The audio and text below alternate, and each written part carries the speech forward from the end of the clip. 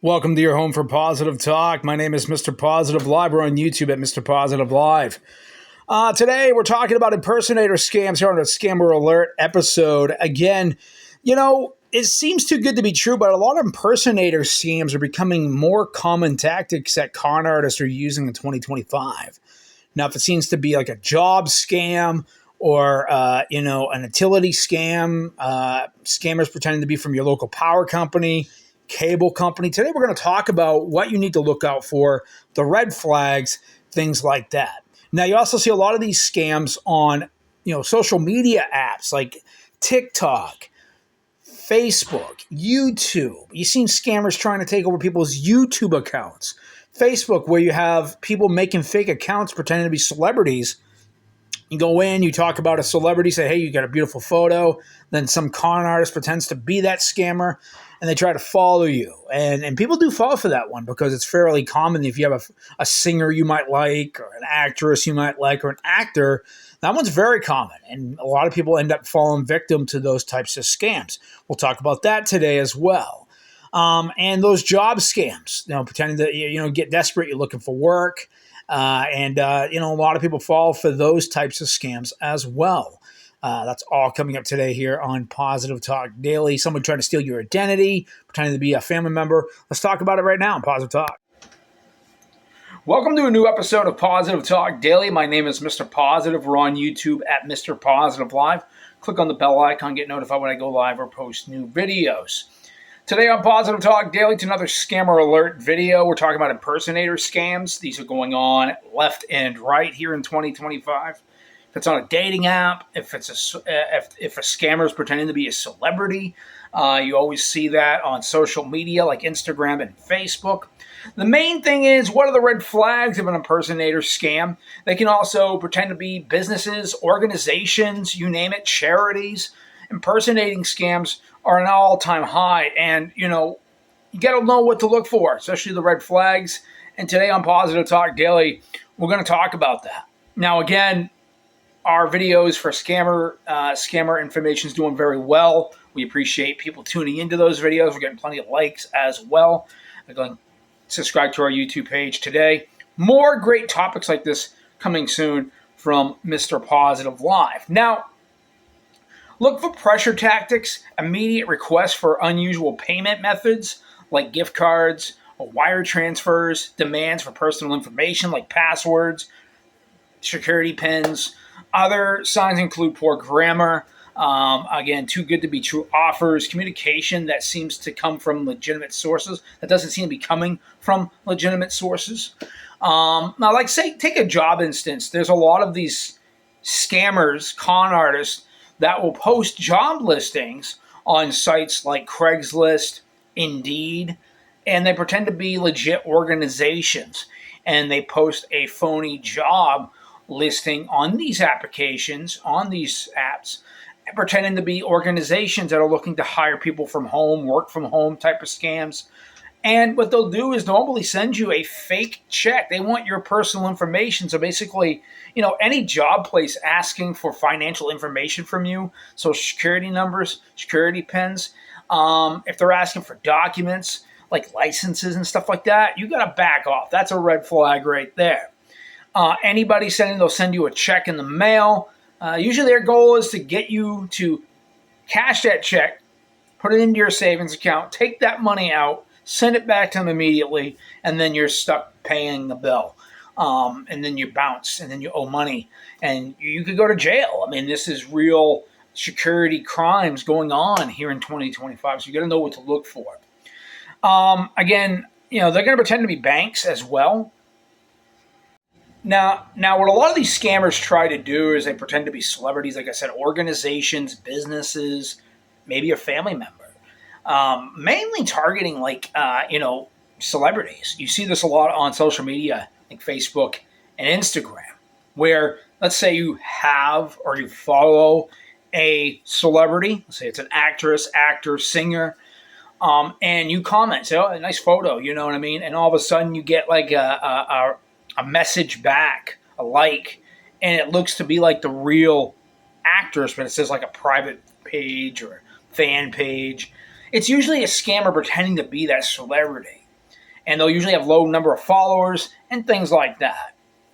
They're also, again, like I said at the beginning of the video, they also pretend to be organizations, businesses, charities. And these scammers are pretty hard up, and they're going to try to do whatever they can. Now, a lot of these scammers, from the information we've looked at on Google, Reddit, forums, and just different organizations, and things we were able to come up with here at Mr. Positive Live, a lot of these scams come from any country really across the world. Mainly, though, Nigeria, again, African countries was very poor, unorganized, and a lot of criminal activity in those places. The Middle East, India, Pakistan, Philippines, where it's just understand where it's poor and it's hard for these people to make a living. Red flags, again, these types of scams have tons of red flags.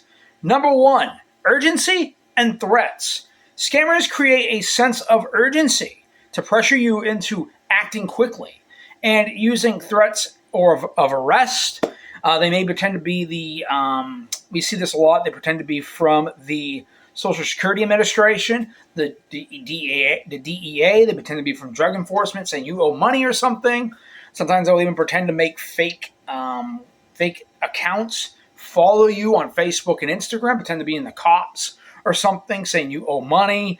They go into some low points just to try to scam people. They're impersonating police departments. It's not just that. They also impersonate police departments, pretending to be from law enforcement, not just law enforcement, but lawyer's office. They'll go through some loops just to get you to fool you. They'll pretend to be PCH. You see a lot of those scams, like publishers clearinghouse scams. You see a lot of that here in 2025. So again, number one, scammers create sense of urgency, pressure tactics. They pretend to be from tax season. We do our taxes. They may pretend to be from the CRA or IRS, saying you owe back taxes 5 years. You see a lot of this stuff. Acting quickly. They might threaten you to arrest you if you don't pay up. Blackmail you. This is all due to they figured, hey, we got to get this done quick. We're going to pretend to be, you're going to owe money. You're going to be arrested. Okay. Now, one of them I've seen just recently is a celebrity scam. I'm actually messing with them right now. They're pretending to be a Fox News host or Fox News reporter. And I don't believe this is a Fox News reporter. Most people do not use Google Chat or Gmail to interact with their fans. They say they're married and this and that. It's a scam. And anybody saying they're trying to pretend to be a celebrity, it's a scam. Right now, we're actually scam baiting a person pretending to be on Fox News. Now, I'm not going to release information. The video will be released sometime in November. Just going to continue to play along, gather information. It's just a heads up. That's a new video that we're working on, and we'll post it pretty soon here, probably middle of the month of September. Middle of November right here on Mr. Positive Live. So again, number one, like I said, scammers create sense of urgency, pressure you into acting quickly. When using threats, they may use threats of arrest or you owe a fine. You're going to spend time in jail. Number two, unusual payment methods. And we see this a lot with dating scams and stuff like that. Legitimate companies and government agencies will not ask for you to pay via gift card. Now, you see a lot of these scammers pretending to be power companies. This has been going on for a long time now, about 6 or 7 years, where companies will pretend to be from the power, like CMP or Florida Power. They'll pretend to be from the power company, and no power company, no office or any sort of place is going to ask you to pay with a gift card. And anybody asking you to pay with a Steam gift card, Apple gift card, it's a red flag. Hang up on them immediately. Again, number two, unusual payment methods. Legitimate companies and government agencies will not ask for payment via gift card. They just don't. And cryptocurrency or wire transfers or even cash. Number three, request of sensitive information. So if you're applying for a job, a lot of people right now are looking for a job going into the end of the year, going into the new year. You want to start off big with a brand new job and a new outlook, but a lot of those listings on job places could be considered scams.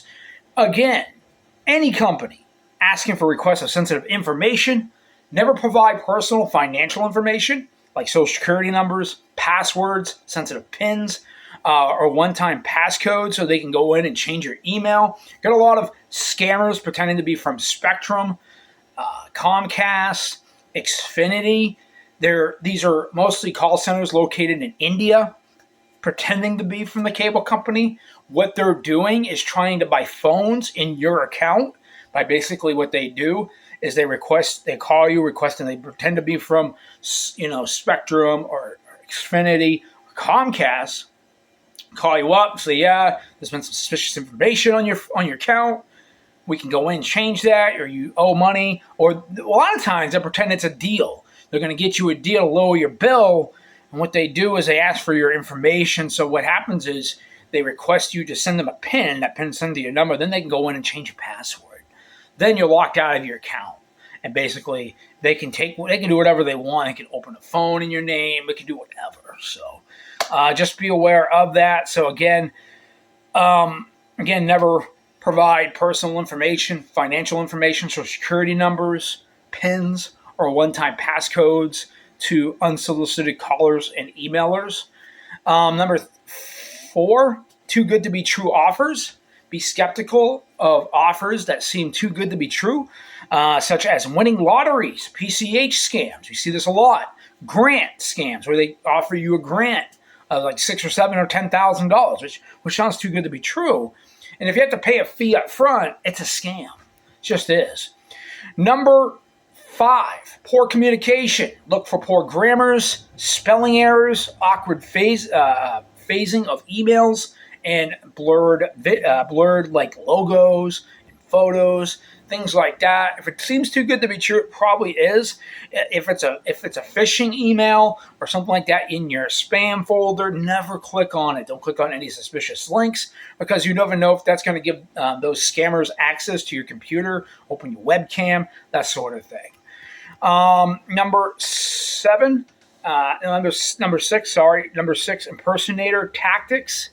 Scammers use spoofing to make their calls look like they are coming from like a legit company.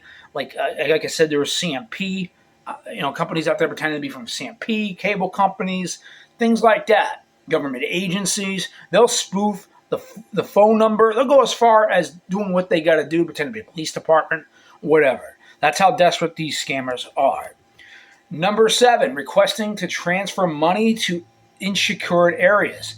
A scammer might ask you to move money to different accounts. This is called a money mule. They may have money. They may want you to become a money mule. They may want you to send them money to different addresses and things like that. The request to transfer to insecured areas. So a scammer might ask you to move money to different accounts to keep it safe for them. And further investigation, again, this is a major red flag. This is called a money mule. Here are what to do if you suspect a scam. 4 things we're going to talk about. So number 1, don't check or don't click or relay. Do not click on links or attachments in suspicious emails or text messages. So if it looks too good to be true, if it's got links, they can take over your phone. They can take access to your laptop, things like that. Number 2, verify independence. If you receive a suspicious call or message, hang up immediately. Find the contact information for the real company or agency and call yourself. Talk to someone online and make sure you don't owe any money, or to find out if it was just a scam. Again, most companies aren't going to threaten you with jail time or suspend your service due to non-payment. Number 3, don't provide personal information. Don't provide any information to someone who sounds like they're coming from another country. Now, this happened to my mom. She was paying her Spectrum bill. She was looking for the phone number to pay her Spectrum bill, and she Googled it, and it was a link to it. It wasn't even them. It was like Spectrum something, customer service, and it was a totally different phone number. They were pretending to be Spectrum, but it sounded nothing like Spectrum. I told her, I said, hang up on them. They're scammers. She did. They were asking for her birth date, the year, the model of her car, all kinds of stuff to try to change a security pin and stuff like that. So it was definitely a scam. And don't provide any information, never give out personal financial information, sensitive information, things like that. And our last one is number 4, report the scam, report the incident to Federal Trade Commission, FTC.gov, and that's where you're going to report this type of stuff. These scams are getting worse and worse, and they will only do so over time. From Mr. Positive Live, I'm Mr. Positive. Protect yourself from an impersonator scam today.